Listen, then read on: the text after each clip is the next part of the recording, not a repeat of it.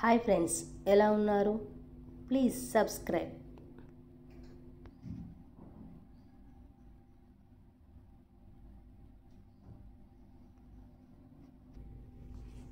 కాలంతో సమంగా ప్రయాణించడం నేర్చుకో. కాలానికి ఎదురీదాలని ప్రయత్నించకు. అలాగే కాలానికి వెనుకబడకు.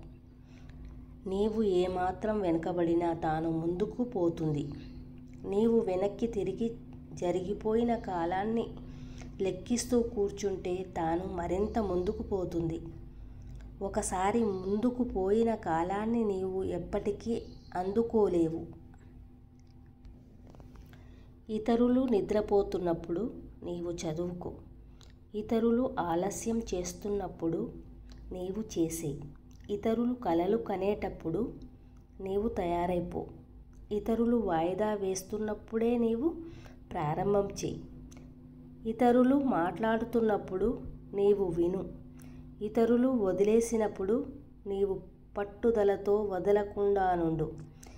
ఇతరులు దుబారా చేస్తున్నప్పుడు నీవు ఆదా చేయి. చీమను చూసి క్రమశిక్షణ నేర్చుకో. భూమిని చూసి ఓర్పును నేర్చుకో. చెట్టును చూసి ఎదుగుదల నేర్చుకో. ఉపాధ్యాయుణ్ణి చూసి సుగుణాలు నేర్చుకో. బ్లేడుకి రెండు వైపులా పదునుంటుంది, కానీ చెట్లను నరకలేదు. గొడ్డలి చాలా బలంగా ఉంటుంది, కానీ వెంట్రుకలను కత్తిరించలేదు. అందుకే అంటారు, ఎవరి ప్రత్యేకత వారిది. ఎవరిని చులకనగా చూడొద్దని.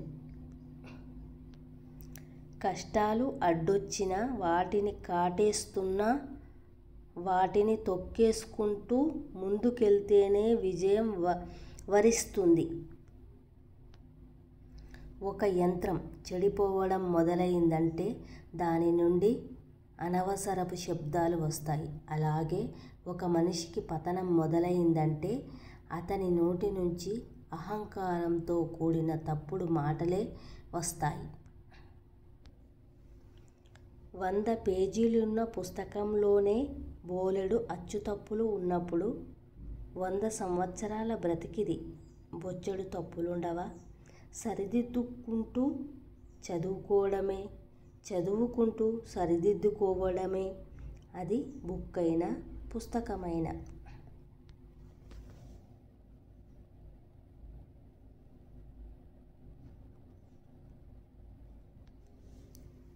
ఆలోచనల్లోనే తేడా నిన్ను మెట్లు పైకి నడిపించేది, కిందకు దించేది కూడా ఆ ఆలోచనలే. సమయం, కెరటం ఈ రెండూ ఏ మనిషి కోసమూ వేచి చూడవు. ఈ లోకంలో బంధాలన్నీ నకిలీ. అవసరం లేకపోతే బంధం లేదు, డబ్బు లేకపోతే సంబంధం లేదు. అంతెందుకు, డబ్బు లేకపోతే బ్రతికే లేదు. మీరు ఏమి చేస్తారో అదే మీరు. మీరు ఏమి చెబుతారో అది కాదు.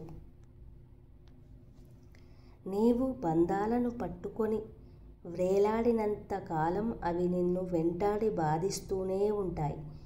ఒకసారి వాటిని వద్దనుకొని వదిలేసి చూడు, నీ మనసుకు అద్భుతమైన ప్రశాంతత లభిస్తుంది.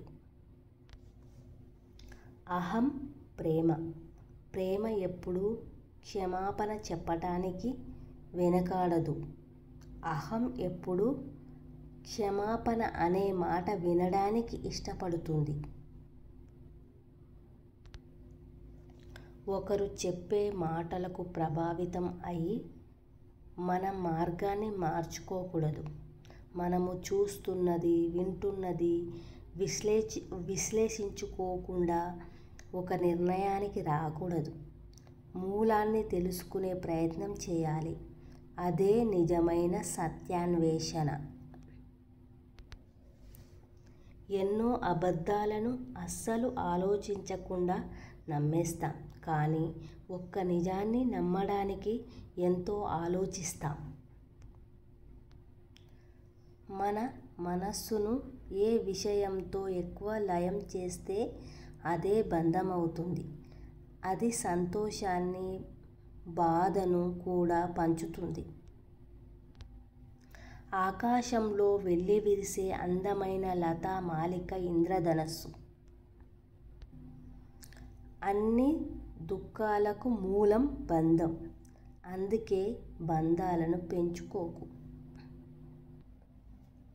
సమయాన్ని ఎలా ఉపయోగించుకుందాం. పని కోసం కేటాయిస్తే అది మనకు సంతృప్తినిస్తుంది. ఆలోచించడానికి కేటాయిస్తే అది మనకు ఆలోచనా శక్తిని పెంచుతుంది. చదవడానికి ఉపయోగిస్తే అది మన జ్ఞానాన్ని పెంచుతుంది. నవ్వడానికి కేటాయిస్తే అది జీవితాన్ని ఆహ్లాదపరుస్తుంది. ఇతరుల సేవకు కేటాయిస్తే అది మన మనసుకు ఆనందాన్ని ఇస్తుంది. వ్యాయామానికి కేటాయిస్తే అది ఆరోగ్యాన్ని ఇస్తుంది. భగవంతుని ప్రార్థనకు కేటాయిస్తే అది మన మనసుకు ప్రశాంతతనిస్తుంది. భయం ఒక ఊరకుక్క లాంటిది. భయపడితే వెంటాడుతుంది. ధైర్యంగా ఎదురు నిలబడితే అది పారిపోతుంది. జీవితం కూడా అంతే. సమస్యలను చూసి బెదిరావో సమస్యలు ఒక్క పెను సమస్యగా మారుతాయి. సమస్యలను సవాలుగా స్వీకరించి పోరాడుతూ ప్రయత్నిస్తే అది నీ బానిసగా మారుతుంది. ఇస్తున్నారు కదా అని ప్రతిదీ అరువు తీసుకుంటూ పోతే రేపు బరువుగా మారి తర్వాత బజారులో పరువు పోతుంది. అందుకే ఆడంబరాలకు పోకుండా ఉన్న దాంట్లో ఆనందాన్ని వెతుక్కోవాలి. అన్నం లేకపోవడం పేదరికం కాదు. కుటుంబంలో ఆప్యాయత లేకపోవడమే అసలైన పేదరికం. కష్టకాలంలో ఒక పూట పస్తులు ఉన్నా పర్లేదు కానీ చుట్టాల దగ్గర ఒక పూట భోజనం కూడా చేయకూడదు. వినడానికి చిన్న మాటే అయినా చెప్పాల్సిన సమయంలో చెప్పాల్సిన వారికి చెబితే అది ఇచ్చే ధైర్యం కొండంత. పెళ్లి సంబంధాలలో అబ్బాయి మంచోడా చెడ్డోడా అని విచారణ చేసే రోజుల నుండి అమ్మాయి మంచిదా చెడ్డదా అని తెలుసుకున్నాక చేసుకునే రోజులు వచ్చాయి. ఒక్కసారి మోసం చేసిన వాళ్ళు మంచిగా మాట్లాడుతున్నారని పొంగిపోయి గతంలా కలిసిపోవద్దు. వాళ్ళకి నీతో ఏ అవసరం పడిందో ఓసారి ఆలోచించు. ఎందుకంటే మోసం చేయడం వాళ్లకు కొత్త కాదు.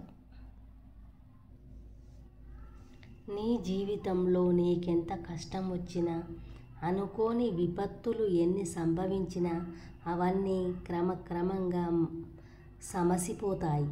నిన్న అస్తమించిన సూర్యుడు ఎక్కడికి పారిపోడు. ఈరోజు మళ్ళీ ఉదయిస్తాడు. ఓ జీవిత సత్యం మిత్రమా. నిన్ను గుర్తించని వారి కోసం నీ విలువను నువ్వే తగ్గించుకోకు. వజ్రం ఎక్కడ ఉన్నా వజ్రమే. కోపం మనుషులకు ఉన్న అతిపెద్ద శాపం. ఇది బంధాలను మనుషులను దూరం చేస్తుంది. మనుషులకు కోపం రాకుండా ఉండడం కష్టం. కానీ ప్రయత్నిస్తే వచ్చిన కోపాన్ని నియంత్రించుకోవడం సులభం. మనస్సు ఆరోగ్యంగా ఉంటేనే మనిషి ఆరోగ్యంగా ఉంటాడు. మనసు ఆరోగ్యంగా ఉండాలంటే గతాన్ని తక్కువగా ఆలోచించు, భవిష్యత్తును ఎక్కువగా ప్రేమించు. Like, share, subscribe. Please subscribe our channel. Press bell symbol. Thank you for watching.